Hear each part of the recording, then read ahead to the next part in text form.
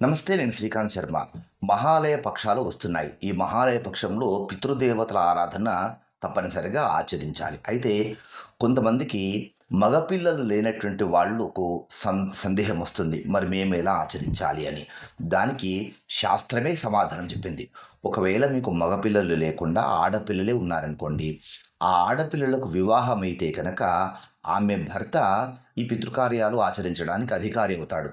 భర్తకు తండ్రి మరణించి ఉంటే కనుక అప్పుడు ఆయన తండ్రితో పాటు మామగారికి, అత్తగారికి కూడా ఆబ్దికాలను నిర్వహించాలి మహాలయంలో. కనుక ఆ విధంగా అధికారి అవుతాడు. ఒకవేళ అమ్మాయిలకు వివాహం అవ్వలేదు, అప్పుడు ఏం చేయాలి అనంటే, మీ భర్త యొక్క అన్నదమ్ములు ఎవరైనా ఉంటే వాళ్ళు ఆచరించవచ్చు. వాళ్ళ కుమారులు కూడా ఆచరించవచ్చు. అలా కూడా ఎవరూ లేరు, ఆడపిల్లలు మాత్రమే ఉన్నారు, వివాహం కాలేదు, మిగతా వారు ఎవరు లేరు. అలాంటప్పుడు ఏం చేయాలి? పురోహితుడిని పిలుచుకొని పురోహితుడి ద్వారానే మొత్తం కార్యక్రమాన్ని అంతా కూడా ఆచరించవచ్చు. ఆ పురోహితుడే అధికారి అవుతాడు. యజమానస్య పితుహు అని చెప్పి అన్ని కార్యక్రమాలు ఆయన్నే ఆచరించవచ్చు. అయితే ఆడపిల్లలు మరి చేయకూడదా అంటే, ఆడపిల్లలు ఈ కర్మకాండ లాంటివి ఏవి కూడా ఆచరించడానికి, పిండ ప్రదానం లాంటివి ఆచరించడానికి శాస్త్రం అధికారం ఇవ్వలేదు. వాళ్ళని చిన్న చూపు చూసే ఉద్దేశం కాదు, కానీ పురుషులకు మాత్రమే అధికారం ఇచ్చింది.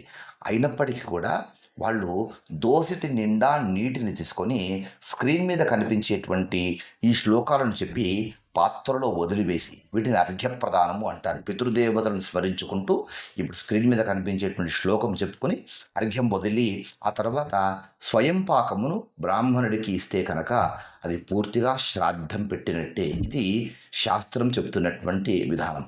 ఒకవేళ ఆడపిల్లలు కూడా లేరు, కేవలము ఆ స్త్రీమూర్తి మాత్రమే ఉంది అంటే, చనిపోయినటువంటి ఆయన భార్య మాత్రమే ఉంది, అప్పుడు ఏం చేయాలి? అప్పుడు కూడా ఇదే విధానము. బ్రాహ్మణుడు పూర్తి కర్మను ఆచరించవచ్చు.